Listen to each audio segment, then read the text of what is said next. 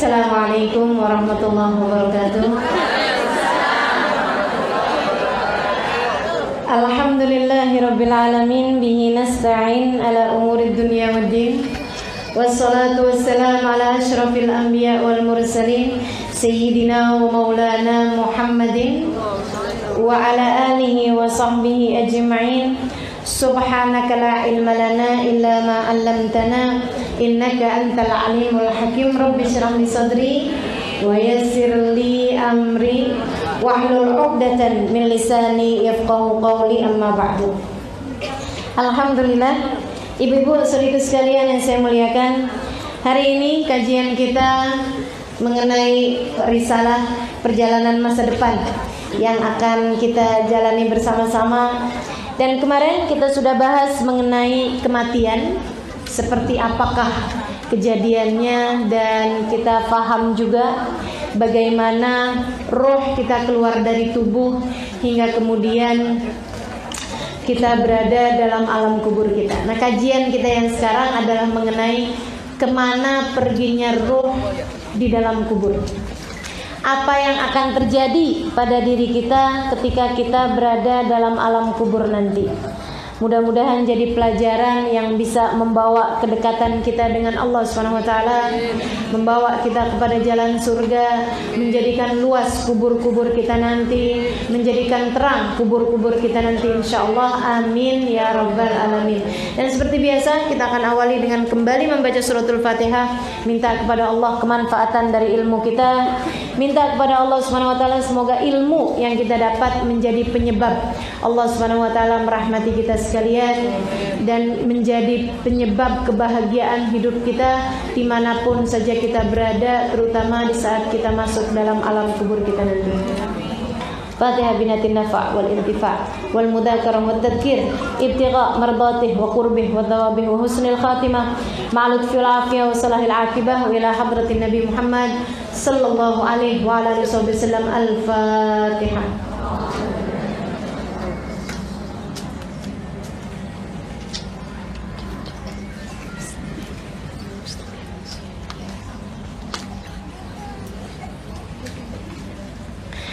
Bismillahirrahmanirrahim. Teman-teman saudariku sekalian yang saya muliakan, dulu Sayyidina Utsman ibn Affan alaihi ridwanullah, ketika membaca ayat-ayat tentang neraka, beliau sedih, beliau menangis. Ketika beliau mendengar tentang azab-azab di hari akhirat nanti, beliau sedih. Akan tetapi semua kesedihan tersebut kalah sedihnya dengan ketika beliau melewati kuburan. Tiap kali beliau melewati kuburan itu beliau bukan hanya sedih, akan tetapi beliau akan berdiri, kemudian beliau akan menangis sampai terkadang beliau senggrukan nangisnya, sampai seringkali harus dipapah ketika berjalan dari kubur tersebut menuju ke rumah beliau sama budak beliau, pelayan beliau yang kemana-mana selalu menyertai beliau, sampai bikin budaknya jadi aneh gitu, heran.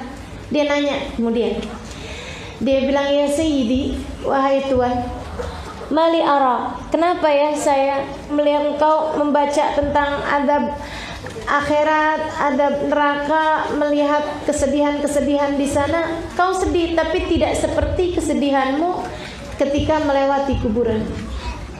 Apa yang membuatmu seperti itu kalau saya boleh tahu? Beliau kemudian bercerita. Dia bilang, saya mendengar baginda Nabi besar Muhammad, beliau bersabda, Al-qabru awal manzil min manazilil akhirah wa akhir manzil min manazilid dunya. Wa man naja minhu fama ba'dahu aisar wa man lam yanju minhu fama ba'dahu asyad. Aku mendengar Nabi Muhammad alaihi salatu wassalam, beliau bersabda, kuburan adalah tempat terakhir dari tempat-tempat dunia dan tempat pertama dari tempat-tempat akhirat.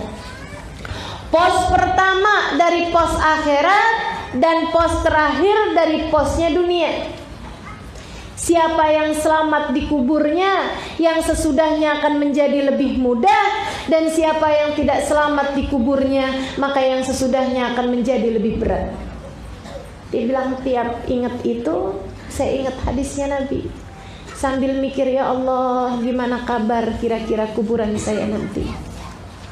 Akankah ia akan menjadi awal kebahagiaan saya, ataukah ia akan menjadi awal derita saya?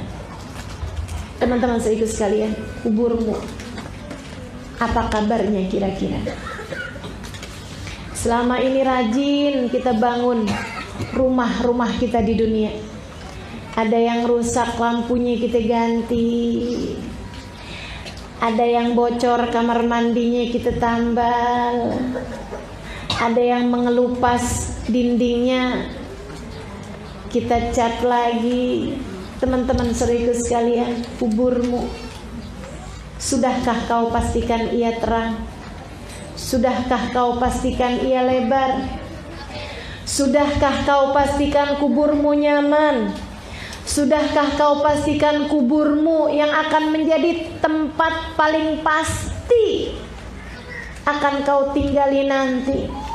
Sudahkah kau pastikan ia menjadi seindah-indah tempat sesudah keadaanmu di dunia ini?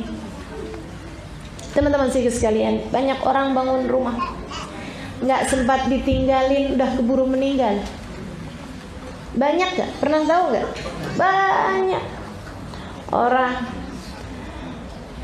bangun rumah nggak sempat ditinggalin, keburu meninggal. Sedih kita. Saudaraku sekalian, ada tempat yang pasti kamu tinggali. Kenapa engkau tidak berusaha membangunnya? Ada tempat yang pasti kita tinggali. Kenapa selama ini kita tidak berusaha untuk membangunnya, sehingga ia kelak layak menjadi seindah-indah tempat bagi kita, insya Allah. Amin ya rabbal alamin. Saudaraku sekalian saya muliakan, masuklah kita, diletakkan oleh orang-orang dunia ini ke dalam kubur kita. Sempit aja kelihatannya, tapi saudaraku sekalian, jika ia adalah merupakan awal dari kebahagiaanmu seperti yang aku sampaikan tadi, maka ia akan menjadi tempat luas tak terbatas.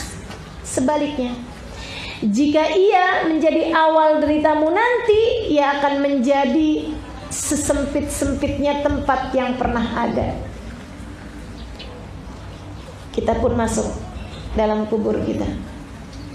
Kita masih dengar, meskipun tidak nyatu antara jasad sama ruh. Jadi jasad sama ruhnya udah pisah, tapi gak bisa jauh-jauh.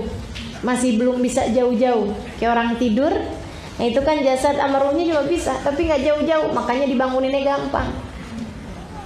Tuh yang dibanguninnya susah, kayaknya rada jauhan mainnya. Itu deket memati itu. Kalau gak balik coba. Orang kalau mainnya rada jauhan kan takut gak balik. Jadi siap-siap tuh yang banguninnya susah, kayaknya umurnya gak lama. Teman-teman sekalian saya muliakan, masuklah kita ke dalam kubur kita. Itu antara ruh sama jasad udah gak lagi nyatu, tapi gak bisa jauh-jauhan. Kemana ruh pergi, jasad ikut menyusuli. Sampai kemudian kita pun diuruk di atas tanah. Itu kita juga bicara tuh sama mereka, hanya gak bisa ada yang dengar. Tungguin nih, ini kenapa nih? Ini ada apa nih? Oh, kalian menguruk saya dengan tanah. Ya ampun, terus kalian begitu aja ninggalin saya. Kita lihat wajah anak-anak kita, kita lihat wajah suami kita, kalau kita duluan dari dia. Teman-teman sekalian, kita pun lihat semua orang-orang di sekeliling kita. Kemudian mereka pun mentalkin kita, menitipkan kita kepada Allah Subhanahu wa taala. Air mata mengalir dari mereka. Saudariku sekalian, kita didadahin, kita dipisahin sama orang-orang di sekeliling kita. Ya Allah, ya Allah. Tuh ya. Kita akan tahu di situ siapa yang sungguh-sungguh menyayangi kita dan siapa yang selama ini ngomongnya basa-basi sama kita. Mereka yang sungguh-sungguh menyayangi kita akan memasukkan kita dalam hatinya.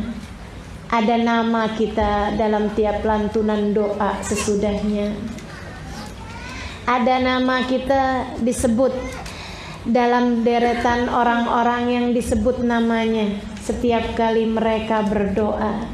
Akan tetapi teman-teman saudaraku sekalian, ada juga banyak orang-orang yang kemudian melupakan kita begitu saja, sibuk kembali dengan urusan-urusan dunia mereka. Ada yang tersisa seminggu, ada yang sebulan, ada yang setahun, ada yang 4-5 tahun, ya. Bahkan seseorang yang asalnya bilang aku tak sanggup hidup tanpamu, ternyata kita meninggal dunia dia hidup aja, malah bahagia dengan perempuan yang lainnya. Baik teman-teman sekalian, kita pun kemudian masuk dalam alam kubur kita. Dalam kubur kita itu masih belum nyatu nih, belum disatuin sama badan.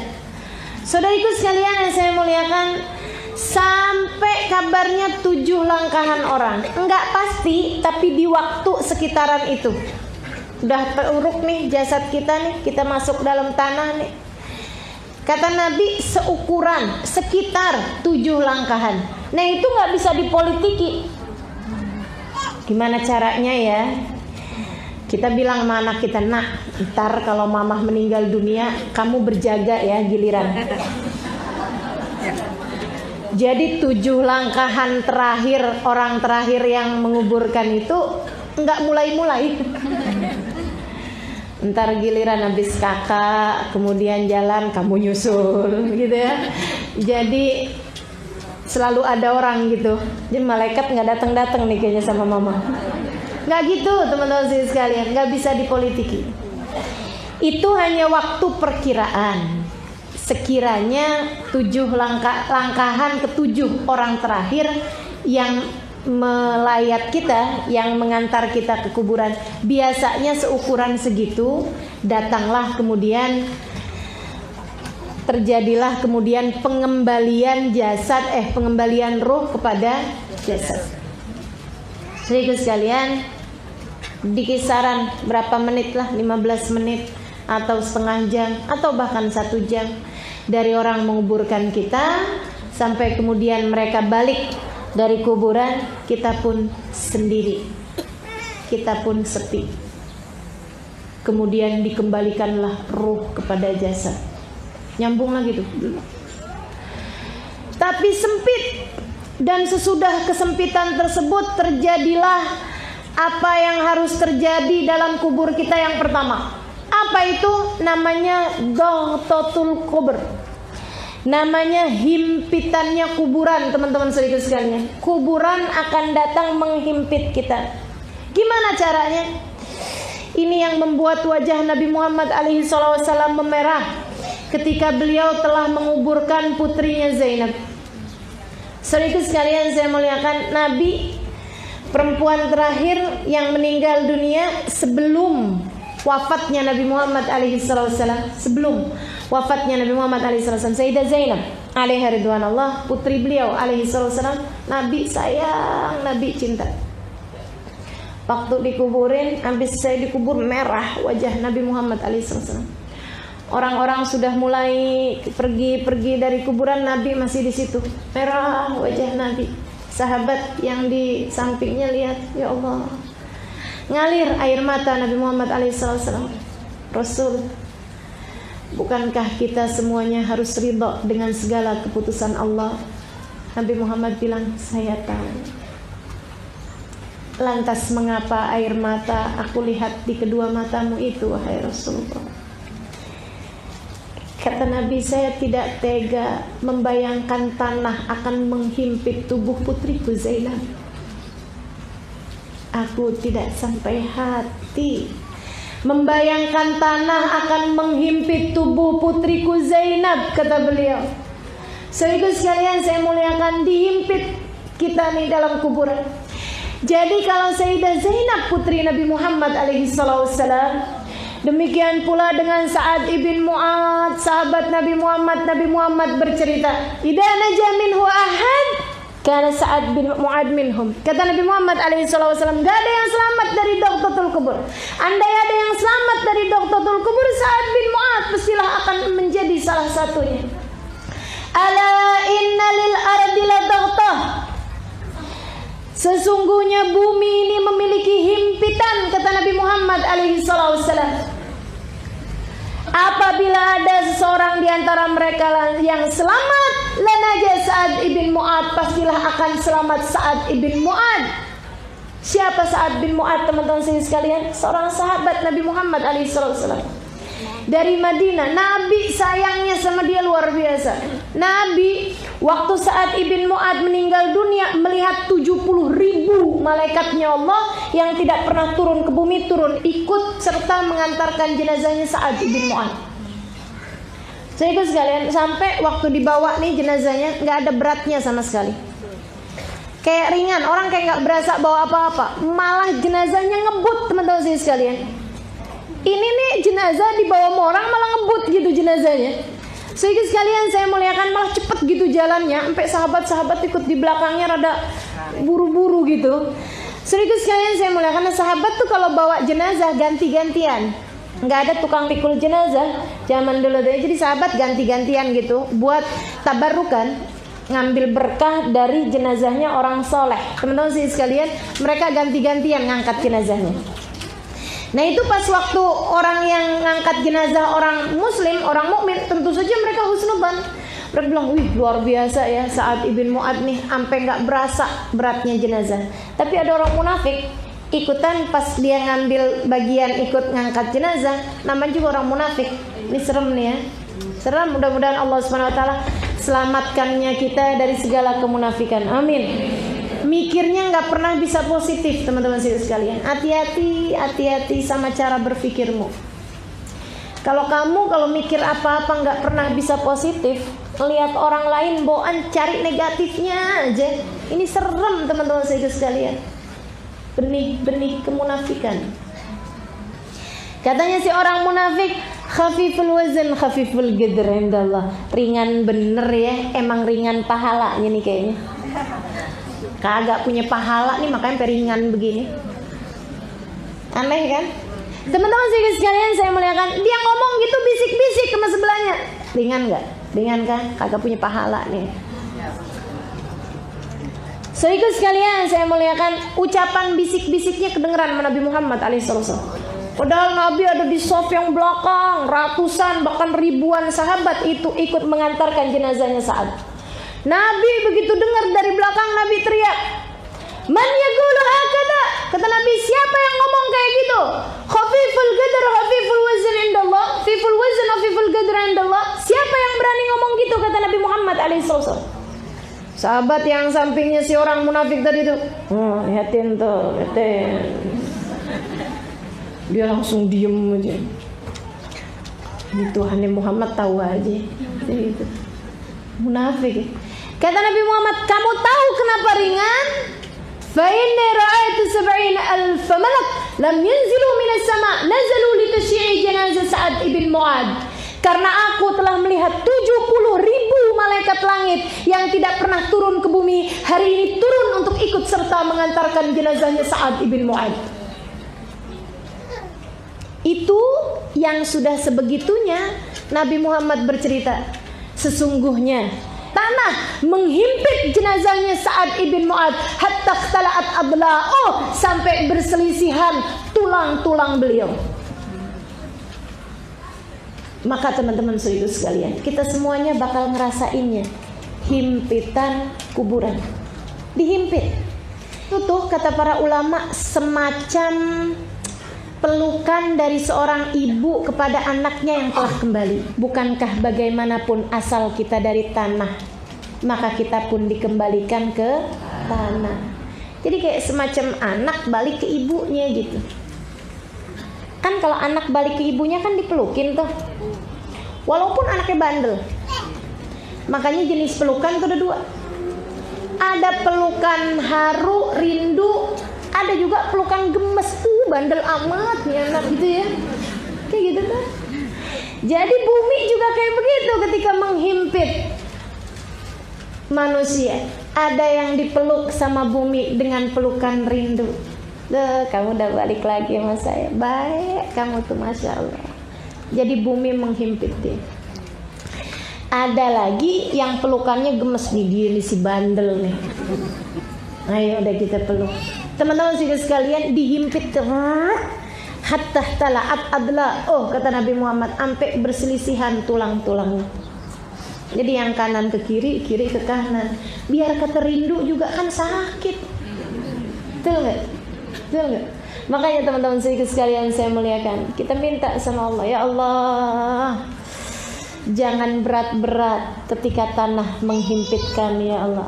Selamatkan kami dari himpitan kuburan. Jadikan semuanya Kau karuniakan keselamatan dan kelembutan-Mu, ya Allah. Amin ya rabbal alamin. Jadi ini yang pertama datang kepada kita dari marhalah-marhalahnya kuburan ya. Step by stepnya kuburan. Teman-teman sedikit sekalian saya muliakan, yang pertama adalah dhaghtatul qabr, adalah himpitannya kuburan. Dan ini teman-teman sekalian, siapapun merasakannya, nggak kafir, nggak muslim, nggak munafik, nggak mukmin, semuanya ngerasain. Nggak laki, nggak perempuan, nggak tua, nggak muda, siapapun ngerasain. Itu tadi semacam pelukan rindu dari tanah, dari bumi kepada kita, bagi hamba-hamba Allah Subhanahu wa taala yang soleh-soleha, dan semacam pelukan gemes, pegel, kesel, gemes gitu ya. Kalau anak bandel tuh kalau balik kemudian kembali ke pangkuan ibu. Teman-teman sekalian, seperti itu yang terjadi untuk pertama kali. Habis itu dibalikin. Habis dibalikin. Kemudian sepi, sunyi, kita menyadari bahwasanya kita sekarang telah berada di alam yang berbeda, alam yang lain. Kita menyadari bahwa kita sudah mati. Teman-teman sekalian, habis itu kemudian selang berapa lama kita sendirian dalam kuburan seperti itu, maka akan datanglah malaikat. Kabarnya dua malaikatnya, Mungkar sama Nakir. Ada juga yang mengatakan malaikatnya itu beda-beda. Lihat-lihat. Kalau yang datang kepada ahli maksiat dan orang-orang yang berbuat dosa atau bahkan orang kafir, Mungkar Nakir ini tadi. Tapi kalau yang datang kepada hamba-hamba tercinta di sisi Allah, kalau yang datang kepada orang-orang yang Allah SWT sayang, namanya bukan Mungkar Nakir, tapi Bashir dan Mubashir kabarnya. Wallahu a'lam. Teman-teman sekalian, ini kita nggak tahu nih kenapa gitu. Karena satu, kita belum ngerasain, gitu kan ya. Nah, tahu. Yang kedua, teman-teman sedikit sekalian saya muliakan, kan walaupun ngerasain juga kita nggak sempet nanya sama malaikat, namanya siapa dulu nih. Karena Nakir, Bashir, Mubashir nggak tahu ya. Cuman kabarnya, dan ini secara pasti Nabi Muhammad bercerita bahwasanya malaikat tersebut itu tampangnya menyeramkan. Yang datang kepada kebanyakan orang tampangnya adalah menyeramkan. Nabi Muhammad bertanya kepada Sayyidina Umar bin Khattab, "Kaifa bika ya Umar? Bagaimana kabarmu wahai Umar jika nanti satu hari kamu akan berada dalam alam, dalam kubur, untuk kemudian ada dua malaikat datang kepadamu. Badan mereka besar, mata mereka seperti kilat menyambar, suaranya seperti guruh yang menggelegar, dan di tangannya sebuah gadah besar. Gimana kamu wahai Umar ketika mereka bertanya tentang agamamu, bertanya tentang apa yang telah kamu kerjakan di dunia ini?" Sayyidina Umar ditanya begitu, nanya balik sama Nabi, "Rasul maaf, apakah pada hari itu saya punya hati yang ini, perasaan yang ini, atau yang lain Rasulullah? Yang saya bawa iman yang ini, Islam yang ini, rasa yang ini, cinta yang ini, atau yang lain ya Rasulullah? Kata Nabi Muhammad, yang itu juga wahai Umar. Hatimu yang itu juga yang kamu bawa. Ini hati yang kita punya ini, inilah dia yang akan kita bawa. Apa kata Sayyidina Umar bin Khattab? Idan akfi syarrahuma. Kalau emang yang saya bawa hati yang ini Rasulullah, insya Allah saya akan berhasil menghadapi mereka semuanya. Kekuatan iman. Maka teman-teman sekalian saya muliakan, akan datang tuh dua malaikat tersebut kepada kita. Mudah-mudahan tidak semenakutkan yang diceritakan. Mudah-mudahan yang datang tidak menakutkan. Kabarnya dari nakutinnya. Kalau datang kepada orang-orang tentu saja dengan iman yang lemah, dalam dosa yang membuat mereka terjebak dengan dosa-dosa tersebut. Sampai Allah Subhanahu wa taala, kadang dari murkanya Allah kepada seseorang, teman-teman sekalian, para pembuat dosa, sampai Allah Subhanahu wa taala cabut iman dalam hatinya. Naudzubillah. Sampai ia tidak lagi mengikuti perintah Allah Subhanahu wa taala, akan tetapi mengikuti perintah hawa nafsunya, sehingga hawa nafsunya menjadi Tuhan dalam kehidupannya. Ketika ditanya sama malaikat Munkar Nakir, katanya malaikat Munkar Nakir, "Man rabbuka?" Siapa Tuhanmu? Siapa Tuhanmu? Itu dari seremnya, dari takutnya si orang tersebut itu. Begitu melihat malaikat, tatapannya seperti kilat menyambar. Lihat wajahnya nyeremin. Dia dari takutnya sampai jawabnya gini, "Man rabbuka?" Siapa Tuhanmu? Tuhan saya kamu, Tuhan saya kamu. Sampai salah. Dari paniknya sampai salah, nyeremin bener. Ya Allah, ya Allah. Teman-teman sekalian saya muliakan.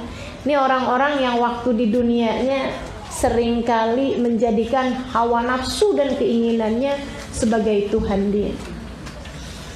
Mudah-mudahan Allah Subhanahu wa taala selalu menjadikan kita hamba-hambanya yang ikhlas, hamba-hambanya yang tulus, yang menuhankan dia satu, tidak menuhankan selainnya insyaallah. Enggak menuhankan uang, tidak menuhankan materi, tidak menuhankan suami, tidak menuhankan akal pikiran, tidak menuhankan pakaian, tidak menuhankan makanan, tidak menuhankan tubuh, tidak menuhankan kecantikan, tidak menuhankan apapun yang menghalangkan kita dari hakikat keimanan insyaallah. Datang nih malaikat Munkar Nakir. Teman-teman sekalian saya muliakan, dia ketika datang itu akan bertanya pertama, siapa Tuhanmu? Yang kedua, apa agamamu? Ini jadi saya kasih contekan ya. Ini contekannya nih. Siapa Tuhanmu? Apa agamamu? Kemudian apa kiblatmu? Gitu ya. Apa imammu dalam kehidupan? Maksudnya apa petunjukmu dalam kehidupan? Yaitu Al-Quran. Saudariku sekalian saya muliakan. Kemudian pertanyaan tentang Nabi Muhammad bukan siapa utusan Allah bagimu, bukan. Atau siapa nabimu, bukan. Teman-teman sekalian, bukan begitu. Karena orang belum tentu punya nabi. Kalau siapa Tuhanmu, maksudnya pertanyaan itu menurut kamu siapa yang menciptakan kamu, gitu ya. Jadi semua orang sebenarnya pasti punya Tuhan, baik itu Tuhan yang beneran atau Tuhan dalam persangkaan dia, kan gitu. Jadi semua orang mesti punya Tuhan yang dalam pandangan dia itu siapa yang menciptakan dia, siapa yang melahirkan dia, kekuatan siapa yang ada di atas dia, gitu. Teman-teman sekalian. Kemudian pertanyaan-pertanyaan yang lain. Apa agama kamu? Maksudnya apa yang selama ini kamu pegang dalam kehidupan? Buku petunjuk kamu yang menurut kamu tuh apaan, gitu kan? Itu kemudian teman-teman sekalian, pertanyaan tentang Nabi Muhammad bukan siapa nabimu, bukan siapa rasulmu, tapi Ma taqul fi rajul ismu Muhammad? Apa pendapatmu tentang seseorang yang namanya Muhammad bin Abdullah? Itu pertanyaan jebakan, teman-teman sekalian. Pertanyaan yang hanya bisa dijawab oleh hati yang memiliki rasa cinta kepada Nabi. Kamu, andai pun dibuat oleh Allah Subhanahu wa taala amnesia sekalipun, sampai kamu nggak tahu orang itu siapa, ini siapa, ini siapa, saudara sekalian, saya kasih tahu kepadamu bahwa rasa hatimu terhadap seseorang tidak akan pernah hilang. Andaikan kamu nggak inget dia siapa sekalipun, kamu kalau melihat wajah seseorang atau ada di hadapanmu seseorang, kamu pasti akan diberi rasa yang sama dengan ketika kamu masih ingat, gitu ya, sebelum kamu hilang ingatan, teman-teman sekalian. Makanya andai pun udah lupa sekalipun bahwa dia adalah suaminya gitu, biasanya orang yang hilang ingatan akan tahu gitu, dia sama orang itu tuh punya cinta atau benci, ketahuan tuh aslinya. Ngelihat laki-laki pas dia amnesia gitu ya, tabrakan apaan gitu, kurang ajar loh, gue sebel aja bawaan lihat lo siapa sih, ternyata suaminya. Itu sekalian ngelihat dia gitu, kok saya cinta ya sama dia, saya sayang ya sama dia, dia siapa nih, ternyata suami kita. Itu rasa hati itu nggak hilang, teman-teman sekalian. Makanya pertanyaannya, apa pendapatmu tentang seseorang yang bernama Muhammad? Itu jika kamu hidup di atas muka bumi ini, teman-teman sekalian, dengan rasa cinta kepada Nabi Muhammad, maka dengan tersenyum kamu akan menjawab, dia adalah Nabi saya, dia adalah utusan Allah buat saya. Maka teman-teman sekalian saya muliakan, pastikan jangan berani mati kecuali bawa cinta sama Nabi. Nanti kalau kamu mati nggak bawa cinta sama Nabi, pas ditanya, apa pendapatmu tentang seorang namanya Muhammad? Oh, itu tetangga sebelah saya. Kan nyeremin ya. Apa pendapatmu tentang seorang namanya Muhammad? Kayak kenal siapa ya? Ya Allah, ya Allah. Jadi teman-teman sekalian, miliki cinta kepada Nabi Muhammad.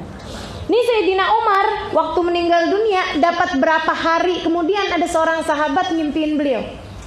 Maka nanyalah dia nih, karena dia tahu Nabi pernah nanya kayak yang tadi itu loh. Bagaimana kamu wahai Umar kalau ngadepin malaikat begini. Kata Sayyidina Umar bin Khattab, saya ngadepinnya. Dia pun kemudian bertanya kepada saya, apa agamamu?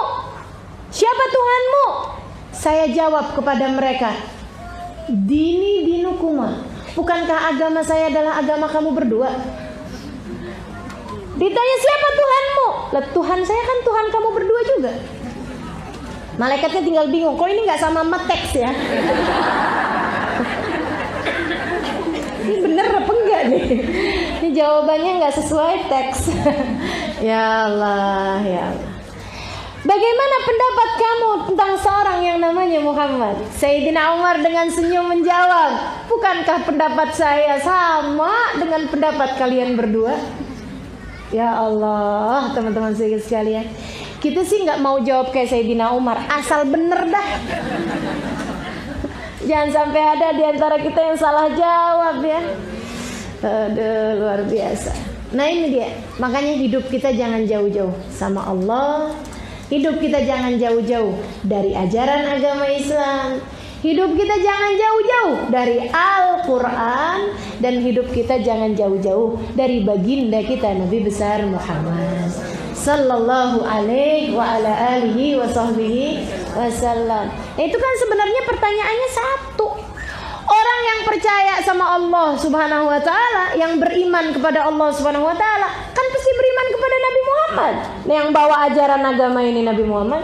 Nabi Muhammad waktu datang kan bawa Al-Quran. Teman-teman saya sekalian, pasti kan akan beriman kepada Al-Quran. Dan dia akan menjalankan ajaran agama Islam, karena itu memang ajaran yang dibawa oleh Nabi. Satu paket sebenarnya. Itu pertanyaan satu sebenarnya. Maka mudah-mudahan mudah-mudahan Allah karuniakan kita kemampuan untuk dapat menjawab pertanyaan malaikat Munkar Nakir insyaallah.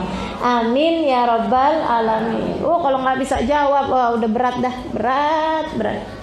Jadi sekalian saya muliakan, itu pertanyaan pertama. Habis gitu. Udah selesai nih malaikat nanya-nanya nih teman-teman sekalian. Pertanyaan dasar. Kalau kemudian salah satu dari pertanyaan tersebut itu ada yang nggak bisa kita jawab atau kita bisa jawab, kemudian masuklah kita kepada marhalah yang berikutnya. Apa itu? Hisab kuburan. Ada gitu? Ada. Hisab kubur teman-teman sekalian. Yang Nabi Muhammad SAW menceritakan. Katanya Nabi Muhammad SAW, awal ma yuhasibuhul insan fi qabrihi as-salah. Yang pertama kali Allah bakal tanya dalam kubur seseorang adalah mengenai sholat. Dan itu bukan ditanya kamu waktu hidup di dunia sholat apa kagak. Enggak, satu demi satu sholat kita akan ditanyain. Gimana tuh? Fa'in wajadaha kamilah, kata Nabi Muhammad, kalau sholat dia benar, kubilat wa kubilat bisa ilul amal. Jadi ini pengecekan pertama. Gitu ya. Pos pertama dalam kuburan dicek dulu. Kayak disensor tuh. Tuh teman-teman sekalian, kalau kita mau masuk gedung, kan ada tuh detektor ya. Detektor logam, dipastikan nggak ada yang bawa senjata, dipastikan nggak bawa narkoba, kan itu tuh. Dipastikan nggak bawa apa-apaan yang memang membahayakan, begitu ya. Itu seperti itu tuh. Nah ini teman-teman sekalian, katanya Nabi Muhammad SAW, detektornya itu adalah detektor sholat. Jadi pertanyaannya adalah sholat. Tunggu dulu, dicek satu. Sholat duhur umur sekian, hari sekian, tanggal sekian. Lihat. Kalau ternyata sempurna, bukan ditanya kamu sholatnya enggak disensor doang, gitu ya, disensor sholatnya semuanya. Tapi hari demi hari, satu demi satu sholat, dilihatin satu-satu. Itu kalau ternyata sholatnya semuanya sempurna, diterima sholatnya, diterima semua amal ibadah yang lain. Tapi begitu sholatnya nggak sempurna, dicari penambalnya. Apaan penambalnya? Sholat juga.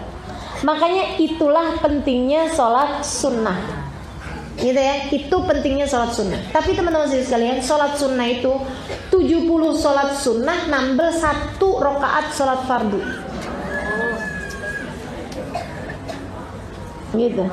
Makanya sholat fardu itu emang bener-bener penting banget. Bagi yang masih punya qadha sholat fardu, utang sholat fardu, daripada ngerjain sunnah, mendingan qadhain sholat fardunya. Qadhain ya, sholli fardhu dhuhri qadhaan lillahi ta'ala, sholli fardhu asri qadhaan lillahi ta'ala. Gitu. Kecuali untuk sholat asar sama subuh, gitu ya. Selain daripada itu sholatnya dikerjakan sesudah. Tapi untuk subuh sama asar, sholatnya sebaiknya kerjakan sebelum. Sebab nggak ada sholat sesudah asar, nggak ada sholat sesudah subuh, gitu ya. Jadi kalau sholat-sholat yang lain, sholatnya kerjain sesudah. Duhur sesudah, sholat maghrib sesudah, sholat isya sesudah. Sholat subuh sama sholat asar, nah itu kerjakan sebelum sholat fardu. Bagi yang masih punya utang. Tapi kalau bagi yang enggak, alhamdulillah saya dari balik sudah hijrah, deh. Maksudnya enggak mengalami masa jahiliyah gitu dulunya. Nah kalau seperti itu, daripada sholat qadha lebih baik sholat sunnah, gitu kan. Nah itu teman-teman sekalian, habis selesai nih urusan yang sholat, sorry sekalian saya muliakan. Baru kemudian kalau sholatnya ada yang enggak beres, wah ini urusan kuat urusannya. Nggak bisa masuk step-step yang berikutnya. Disiksa dulu sama malaikat, dihabisin dulu sama malaikat, dipersulit setengah mati sama malaikatnya Allah Subhanahu wa taala. Nggak ngerti gimana modelnya. Ada yang mengatakan katanya dimasukkan ke dalam bumi yang terdalam, dipukul sampai masuk ke bumi yang terdalam, sampai kemudian balikin lagi, tanyain lagi, ada sholatnya yang tertinggal lagi, masukin lagi ke bumi yang terdalam. Makanya teman-teman saudara sekalian, nggak usah percaya sama ruh gentayangan. Apalagi kalau dia adalah rohnya orang yang ahli maksiat, kan begitu ya? Ruhnya perampok itu gentayangan, ruhnya orang bunuh diri gentayangan katanya. Gak ada, teman-teman sekalian, gak ada. Soalnya dia belum diterima ustazah di alam kuburnya, jadi sekarang ruhnya gentayangan. Boro-boro gentayangan. Menurutmu yang kayak begitu keadaannya gitu, keburu mau godain orang? Gak ada ceritanya ya. Ini beneran tuh. Masuk dah tuh, ya Allah. Nah kalau selamat, kemudian masuklah kepada keadaan yang berikutnya lagi. Masuk namanya alam kubur. Alam kubur namanya alam barzakh. Yang kata Allah Subhanahu wa taala, "Wa min waraihim barzakhun ila yaumi yub'atsun." Dan di belakang kalian, nih belakang kita nih, kehidupan sudah dunia maksudnya. Habis kita masuk, belakangnya kemudian nyusulin barzakh ila yaumi yub'atsun. Ada alam barzakh kata Allah sampai hari kalian dibangkitkan. Nah ini teman-teman sekalian, kalau sudah selesai urusan-urusan sensor sholat, sensor ibadah ini, ibadah kita sensor-sensornya udah lewat, barulah kemudian kita masuk kepada balasan kuburan. Kepada balasan kuburan, gitu ya, alam kubur. Yang katanya Nabi Muhammad SAW, al-qabru imma raudhah min riyadil jannah wa imma hufrah min hufaril niran. Kuburan ada yang menjadi kebun-kebun surga, ada yang menjadi lubang-lubang atau lembah-lembah neraka. Kita mau bahas lembah neraka dulu apa taman surga dulu? Yang gak enak dulu katanya. Baiklah kalau gitu. Lembah neraka ya. Ya Allah, teman-teman sekalian, macam-macam. Ada diantara yang di lembah neraka itu ditaruhnya di sijin. Innal fujjara lafi sijin. Sesungguhnya orang-orang fajir berada dalam sijin. Apa itu sijin? Kerak bumi yang paling bawah. Panas bumi itu berasal dari sana, teman-teman sekalian. Yang kabarnya gunung-gunung berapi apa itu kan karena memang nyambung sama kerak bumi bagian bawah ya. Wallahu a'lam saudariku sekalian di mana tempatnya, akan tetapi di sana itu terdapat siksaan-siksaan, keadaan-keadaan yang sangat tidak menyenangkan, yang andaikan orang waktu hidupnya dia waktu di dunia senang terus selama 60-70 tahun. Ada nggak orang yang hidupnya di dunia senang terus? Ada nggak? Nggak ada kan? Orang hidup di dunia ini antara senang sama susah segitu-gitu aja. Senangnya segitu, susahnya segitu. Dan pasti aja ada kesusahannya, ada kemudahannya, ada kesenangannya, ada deritanya. Pasti namanya orang hidup di atas muka bumi, pasti ada air mata, pasti ada tawa, teman-teman sekalian. Semiskin-miskinnya orang, sesakit-sakitnya orang, pasti aja ada tawanya, ada senangnya bersama dengan kesusahan-kesusahan mereka. Teman-teman sekalian, ini ya, andai ada orang sepanjang hidupnya senang terus, tapi dalam alam kuburnya dia kemudian dimasukkan Allah ke dalam sijin. Ke dalam sijin ini tadi. Andai ada orang nanya sama dia di hari pertama dia berada dalam sijin, bagaimana kamu waktu hidup di dunia? Gimana kamu waktu hidup di dunia? Dia bilang, ya Allah, sepanjang hidup saya di dunia susah terus. Sepanjang hidup saya di dunia nangis terus. Sepanjang hidup waktu di dunia derita terus yang saya hadapi. Lupa kesenangan hidup 70 tahun hanya dari kesusahan di dalam alam kubur 1 hari. Maka apa yang akan kau perjuangkan, saudariku sekalian? Maukah kamu demi kesenangan hidup sesaat ini kamu kemudian mengorbankan kesenangan hidup selamanya? Yang bahkan senangnya kamu di dunia ini hanya akan terlupa dari beberapa jam aja kamu berada dalam sijin. Naudzubillah min dzalik. Mudah-mudahan Allah selamatkan kita, jangan ada yang dimasukkan dalam sijin, insyaallah. Amin ya rabbal. Dan jangan gini juga, pengen tahu sijin. Bener nggak sih nih pelajarannya ustazah nih? Saya juga nggak tahu teman-teman saya sekalian. Tapi ketika Allah yang bilang kan kita percaya, betul nggak? Innal fujara lafi sijin. Sungguhnya fujar, orang-orang yang fajir, Allah akan taruhkan di sijin. Gitu. Itu paling enggak enaknya orang di dalam kubur, namanya sijin. Ada lagi sedikit sekalian saya muliakan, orang-orang yang mereka sih dibilang penuh dengan dosa, penuh dengan maksiat. Waktu hidupnya enggak juga sampai yang dimasukin ke sijin gitu, tapi dosa juga, maksiat juga gitu. Maksudnya balasan enggak enaknya di atas itu, mendingan gitu. Apa itu? Saudariku sekalian yang saya muliakan, mereka ini enggak masuk dalam siksa, tapi dibukain lobang melihat tempat kembalinya nanti di neraka kayak gimana. Kayak nonton TV gitu ya, tapi ceritanya di TV itu tentang diri sendiri. Yang ceritanya adalah film horor. Enak apa enggak tuh? Ya Allah, tersiksanya luar biasa. Ini nih yang nomor 1 sijin, sama yang nomor 2 ini. Kalau bulan Ramadan cuti. Kalau bulan Ramadan dihentikan, sijin ataupun yang kedua ini.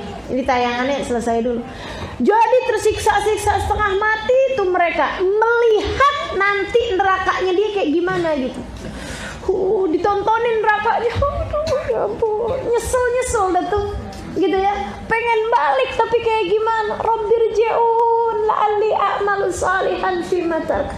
Ini yang pertama tadi yang saya ceritain di sijin, atau yang kedua yang dibukakan tempatnya nanti di neraka seperti apa? Ini teman-teman saudaraku sekalian yang saya muliakan. Ini yang nangis tiap harinya, ya ampun, balikin sehari ya Allah, balikin. Enggak sehari deh ya Allah, sejam ya Allah, balikin. Oh enggak sejam, enggak apa-apa ya Allah, 5 menit balikin. 5 menit balikin. Dan kabarnya ini sering disampaikan oleh Hubabah Nur. Katanya Hubabah Nur, itu orang, andai mereka diizinin sama Allah Subhanahu wa taala buat balik sejam di bumi, apa yang mereka akan pilih? Mereka akan pilih hadir majelis, teman-teman sekalian. Mereka akan pilih hadir majelis yang sekarang kita lakukan ini. Ketika melihat bahwa balasan dari Allah Subhanahu wa taala untuk hadir majelis ternyata pahala yang enggak bisa dibandingkan dengan yang lain. Asal adabnya benar, asal niatnya benar, asal keadaan kita di dalam hadir majelis memang konsentrasi penuh pada apa yang sedang kita jalankan. Mudah-mudahan nih duduknya kita di sini jadi bekalan yang indah untuk saat kita berada di sana, insyaallah. Jadi teman-teman sekalian yang kegerahan, minta ya Allah mudah-mudahan kuburnya nanti nggak gerah. Yang kesempitan, minta ya Allah mudah-mudahan nanti di dalam kuburnya nggak sempit. Makanya biar gerah juga saya nggak mau kipasan ya Allah. Biar gerah di sini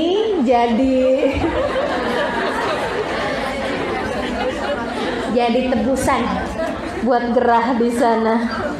Biar air mata yang keluar di sini aja ya Allah, jangan di sana. Keringat yang keluar buat di sini aja, nggak di sana. Gitu.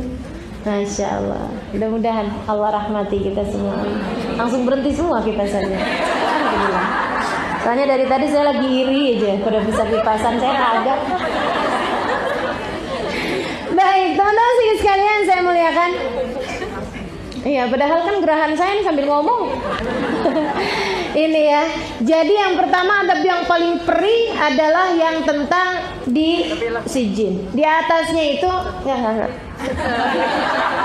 Kan saya mau adem juga di sana.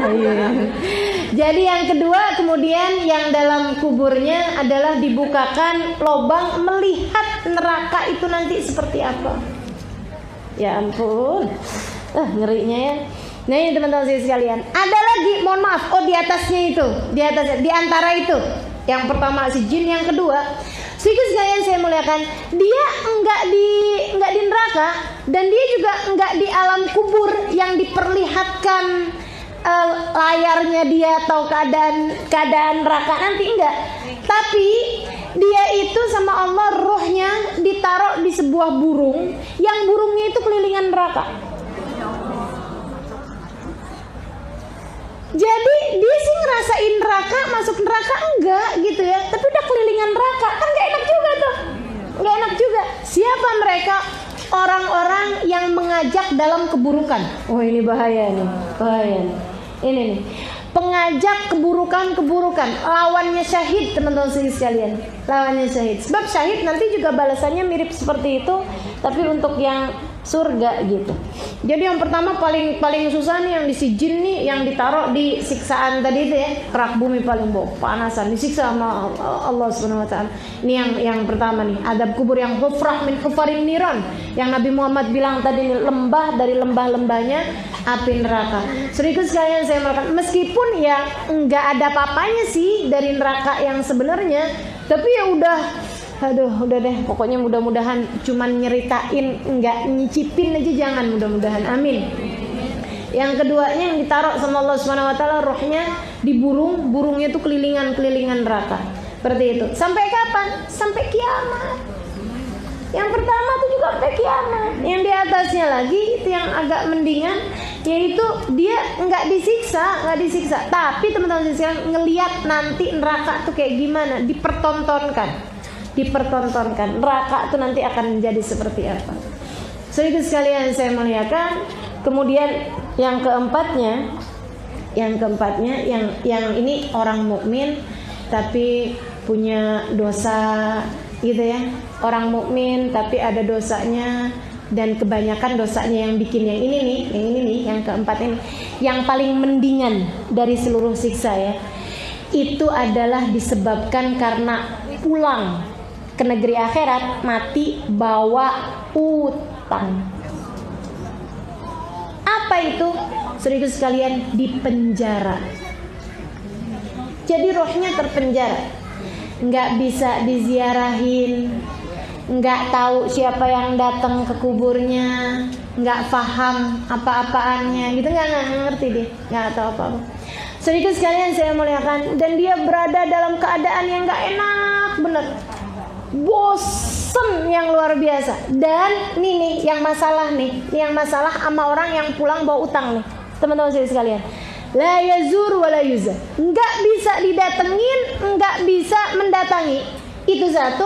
Sama kalau ada orang doa di dunia ini, ada orang doa kebaikan buat dia di dunia, nggak nyampe. Jadi kalau Allahumma ighfir lahum warhamhum wa'afihim wa'fanhum, tuh yang pulang bawa utang nggak bisa dapet. Serem bener kan? Makanya nih yang suka kalau ditagih utang lebih galak, ini ya, kayaknya kalau abis dengerin kayak begini nih, ya ampun, ayo udah pada taubat. La ilaha illallah. Mudah-mudahan Allah rahmati kita semuanya insyaallah. Amin ya rabbal alamin. Gak bisa teman-teman sekalian. Makanya Nabi Muhammad kalau mau nyolatin orang, pertanyaan Nabi kan gitu, dia punya utang apa enggak, kata Nabi. Karena kalau misalnya punya utang percuma mau disolatin. Hatta sama Nabi Muhammad sallallahu alaihi wasallam, itu doa-doanya Nabi waktu nyolatin dia percuma, nggak nyampe juga. Itu Nabi loh, itu Nabi. Apatah lagi cuma anak kita, suami kita, saudara kita, siapa kita, nggak nyampe teman-teman sekalian. Dan bagi yang punya orang tua, ayah atau ibu meninggal dunia bawa utang, kalian sebelum bagi-bagi warisan, kalau ada warisan yang diberikan, bayarin dulu utang-utangnya. Nyeremin bener, orang tua punya utang, anak malah rebutan warisan. Kayak apaan itu? Cari tahu siapa aja bapak kita atau ibu kita nih punya utang waktu hidup di dunia sama siapa aja, biar kita bisa bayarin dulu utang-utang mereka gitu. Kalaupun sampai utang yang ditinggalkan lebih banyak daripada harta, bakti kita caranya adalah dengan kita berusaha buat melunasi hutangnya orang tua kita. Daripada kamu baca-baca, kirim-kirim doa, kirim-kirim apaan segala macam, bayarin dulu aja hutangnya. Karena yang lain-lain nggak bisa dapat, teman-teman sekalian, nggak bisa masuk, nggak bisa terkirim selagi utangnya belum terbayarkan. Jadi kayak semacam kuota ini ya. Kalau nggak punya kuotanya nggak bisa sampai. Itu tuh, bayarin dulu utangnya. Itu teman-teman sekalian. Kemudian, saudara sekalian, sekarang kita mau bahas yang imma raudhah min riyadil jannah. Nah, yang enak-enak sekarang kita bahas ya. Yang enak-enak, yang nomor 1. Kita doa nih, mudah-mudahan bisa ngarep yang nomor 1 ini. Ini teman-teman sekalian saya muliakan. Yang nomor 1 paling enak, dikumpulkan bersama dengan rohnya Nabi Muhammad SAW. Itu udah nggak ada balasan lebih enak daripada itu. Nggak ada balasan lebih enak daripada itu. Ditinggiin derajatnya sama Allah SWT. Udah bisa kumpul sama Nabi, sama rombongannya Nabi dari sejak berada dalam alam kubur. Siapa mereka? Para kekasih Allah Subhanahu wa ta'ala. Nih kita mintanya juga malu sama Allah, betul nggak? Tapi kalau nggak minta takut nyesel. Jadi biar kata gini-gini juga minta aja, betul nggak? Biar kata kita baca Quran iya, tapi jarang-jarang ngomongin orang iya, tapi sering.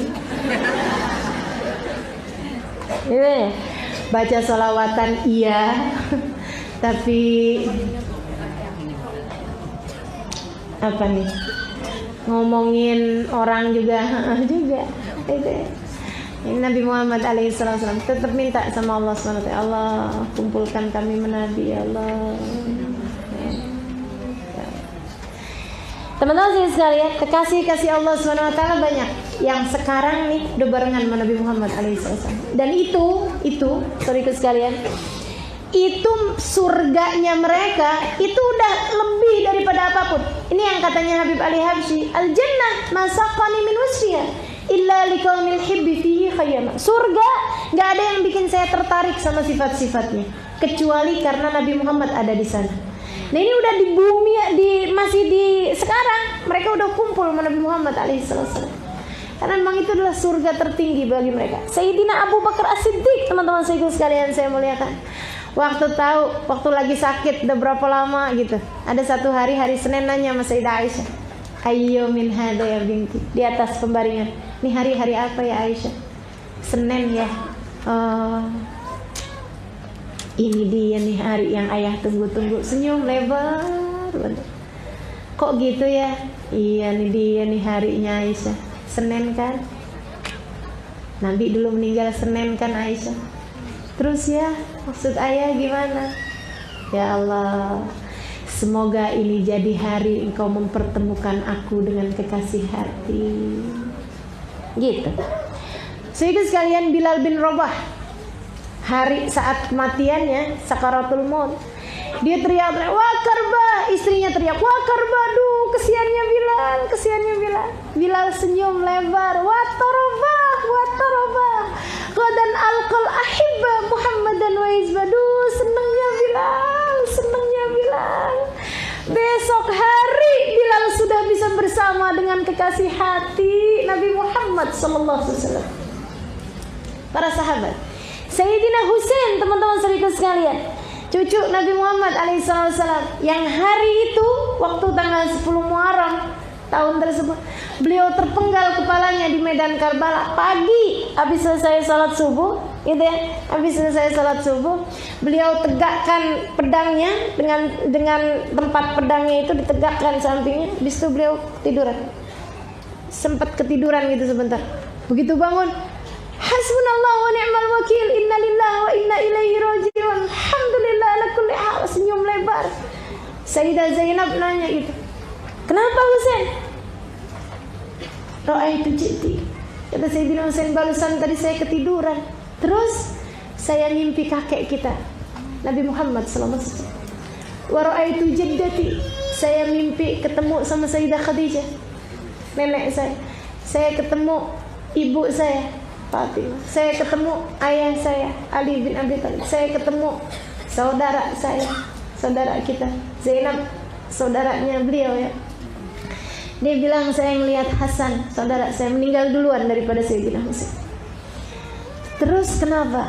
Mereka semua tersenyum kepadaku dan berkata, Al-lailah taftur indana ya Husain. Sore nanti kamu sudah akan berbuka puasa bersama dengan kami wahai Husain. Asyura tanggal 10 Muharram mereka puasa. Sayyidina Husain tetap berpuasa hari itu. Sampai siangnya ketika mereka sudah dalam keadaan berperang, dalam puncaknya perang, orang-orang pada bilang batalin aja puasanya wahai Husain. Sayyidina Husain bilang enggak, saya sudah punya janji buka puasa bersama dengan Nabi Muhammad SAW. Mereka berkumpul, teman-teman saudariku sekalian, bersama-sama. Andai ruh kita akan menjadi salah seorang di antara mereka. Mau mintanya malu sungguh. Saya mintanya nggak punya muka. Tapi kalau nggak minta takut nyesel. Ya Allah, coba saya minta di dunia, saya mungkin akan bersama dengan mereka hari ini. Jadinya ya udah kita minta aja ya, biar nggak punya muka juga. Biar malu-malu juga minta ya Allah. Ijma'na wa ahbaban lana fi darikal firdaus ya rajwana. Ya Allah, kumpulkan kami semuanya bersama dengan baginda Nabi Muhammad sallallahu alaihi wasallam. Teman-teman sekalian, saya muliakan itu yang tertinggi. Di bawahnya itu ada orang-orang. Bawahnya itu enak juga sih teman-teman sekalian. Jadi sama Allah Subhanahu wa taala ditaruh rohnya ditaruh. Itu yang pertama tuh kalangan para wali ya. Itu dia makanya kenapa saya bilang malu kita mintanya sama Allah. Karena kita wali sih, wali murid. Ada yang bilang kita wali saja, wali kekeb. Ya ampun. Sedikit sekalian saya muliakan. Ini nih yang pertama nih kelompoknya para wali tuh yang bisa kumpul menabi dari sejak berada dalam alam barzah. Sedikit sekalian saya muliakan. Nah itu kelompok VIP. Dulu nggak tahu deh tuh. Udah kelompok yang paling tinggi banget gitu ya. Kalau di kita nih di dunia nih kalangan pejabat teman-teman sedikit sekalian. Yang kalau dia lewat semua jalanan ditutup gitu loh. Kelas-kelasnya Raja Salman, iya kan? Yang kalau datang ke satu negara semua jalanannya itu dikosongin. Dia mau pergi kemana pakai pesawat pribadi yang di atas kayak gitu tuh. Itu kelompok pertama tuh yang barengan sama baginda Nabi besar Muhammad sallallahu alaihi wasallam. Bebas. Nah yang punya barzah itu kan Tuhannya Nabi Muhammad yang telah meletakkan nama Nabi Muhammad di pintu-pintu surga. Mau apa? Mau protes apa kamu? Itu yang di dunianya suka bilang Nabi Muhammad pun juga manusia sama seperti kita. Coba tuh bilang kayak begitu, ntar kalau kamu berada dalam alam kubur kamu akan tahu seperti apa Allah memuliakan Nabi Muhammad sallallahu alaihi wasallam. Baik teman-teman sekalian, yang keduanya yang senang juga tapi di bawah tingkatannya para wali adalah para syahid. Seperti apa balasan Allah buat mereka? Rohnya ditaruh di burung hijau, kata Nabi Muhammad SAW. Burungnya keliling-kelilingan surga. Jadi dia sih enggak di surga, tapi Allah taruh rohnya di burung. Burungnya ngeliat surga, dengar suaranya surga, gitu ya. Wah seneng keliling-keliling surga. Sampai kapan? Sampai entar datang hari kiamat. Seneng, girang. Tapi kan sebenarnya surganya belum buka, gitu ya. Kayak Dufan di waktu malam, gitu kan. Udah ada, tapi kan belum buka. Maksudnya belum mulai semua kesenangannya dan lain sebagainya. Gitu. Jadi mereka udah keliling-kelilingan surga, ngeliatin kenikmatannya. Sehingga sekalian saya muliakan, yang kenikmatan yang berikutnya, yang ketiganya kalangan VIP, gitu ya. Ini teman-teman sedikit sekalian saya muliakan, mereka akan dibuka pintu melihat surga. Jadi kayak ngelihat film, tapi filmnya adalah isinya tentang surga gitu ya, itu kan udah senang bener tuh ngeliatin surga, oh gitu, nanti gimana surga, senang tuh. Sehingga sekalian, yang berikutnya nih, yang keempatnya, ditidurkan sama Allah Subhanahu wa taala, naumat aris, katanya Rasulullah SAW. Ditidurkan seperti tidurnya pengantin. Pengantin kan tidur kayak berasa baru sebentar gitu, padahal lama kan gitu ya tidurnya. Ini yang katanya Allah Subhanahu wa taala dalam Al-Qur'an, ketika dibangkitkan mereka bilang, "Man ba'atsana min marqadina hadza?" Kalau datang hari kiamat, siapa nih yang bangunin kami dari tidur panjang kami ini? Itu ada kelompok orang-orang yang ditidurkan. Ini kayaknya yang hobi-hobi tidur di dunia nih. Tapi dia taat pada Allah Subhanahu wa taala, gitu ya. Nah, itu bisa jadi nanti balasannya adalah disuruh tidur. Ya, tidur. Dah, udah kayak nggak sadar apa-apa, nggak tahu apa-apa gitu. Teman-teman sekalian, dan yang berikutnya, ini yang mayoritas umat Islam berada di sana. Mayoritas umat Islam berada di sana. Apa itu? Di dalam kuburan. Nanti mereka saling mendatangi, saling ziarah, menziarahi, ini ketemu sama si ini, kayak kehidupan di dunia gini, kayak kehidupan dunia ini, cuman bedanya ya mereka dalam kesenangan, ngobrol-ngobrol. Makanya sampai ada satu riwayat hadis menceritakan bahwa kalau ada orang datang hidup, maksudnya meninggal baru, sampai ditanya-tanyain gitu sama teman-temannya yang lain gitu, istri saya kabarnya gimana, anak saya kabarnya gimana, kayak gitu. Mereka saling cari tahu gitu. Dan itu yang membuat tidak ada kesedihan lebih mendalam bagi orang yang sudah meninggal dunia daripada mendengar kabar kemaksiatan anak-anaknya. Makanya kita suka bilang, ya Allah, kalau ada kemaksiatan yang kami perbuat, janganlah sampaikan kepada orang tua kami yang sudah meninggal dunia kabarnya. Itu karena memang sampai, teman-teman sekalian, kabar-kabar dunia ini sampai. Saya nggak tahu apakah pertanyaannya sampai dengan siapa ya presiden kita. Nah, saya nggak tahu tuh. Saya nggak tahu ya. Saya nggak tahu. Tapi yang pasti bahwa mereka akan bertanya-tanya tentang kabar-kabar orang-orang yang mereka cintai, yang mereka sayangi waktu di dunia ini. Kecuali itu tadi yang pulangnya bawa utang. Nggak bisa berziarah, nggak bisa bertanya, nggak bisa kayak di penjara aja gitu mereka. Alhamdulillah. Mudah-mudahan Allah SWT jadikan kubur kita raudhah min riyadil jannah, insyaallah, salah satu dari kebun-kebun surga, gitu ya. Itu yang kebun-kebun surga tuh berarti ya itu tadi, kesenangan-kesenangan di dalam alam kubur nanti itu ya. Ada yang bisa ziarah menziarahi, saling kunjung satu sama lain kayak kehidupan di dunia ini gitu, dan lebih luas lagi. Ada juga yang seperti yang tadi saya sampaikan gitu ya, ditidurkan gitu kan, ya itu senang juga, alhamdulillah, selamat lah yang pasti kan, asal ditidurin kan udah selamat gitu ya, nggak sadar apa-apa, nggak dikasih kesusahan apa-apa. Kemudian ada lagi di atas yang bisa melihat nanti ini surganya akan menjadi seperti apa. Kemudian lagi yang keempat, ini senangnya luar biasa, mereka dikeliling-kelilingin di surga Allah SWT, tapi mereka belum di dalamnya, akan tetapi berada di seekor burung. Kemudian lagi yang paling indahnya, yang dapat bersanding dengan baginda Nabi besar Muhammad sallallahu alaihi wasallam. Teman-teman sekalian, gimana caranya buat selamat di kuburnya? Gimana cara kita buat selamat di kuburan? Yang pertama, yang pasti, kuburmu nanti akan menjadi balasan dari apa yang kamu kerjakan di dunia. Maka istiqomahlah dalam jalan taat. Gitu kan?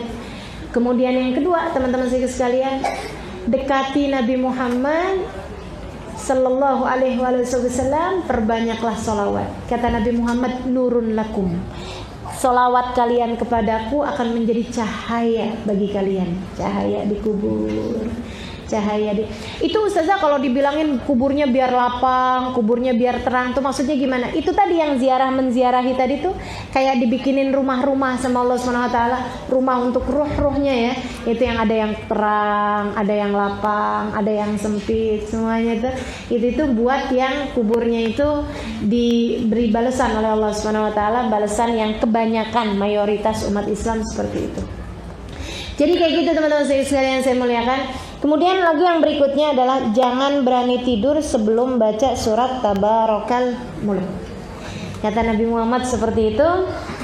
Hiya, surat Tabarak itu salatuna ayat, kata Nabi Muhammad SAW, hanya terdiri dari 30 ayat, akan tetapi hiyal munjiyah, hiyal munqidah min adabil qabr, dia dapat menyelamatkanmu, dapat membebaskanmu dari azab kuburan, dapat menyelamatkanmu dan dapat membebaskanmu dari azab kuburan.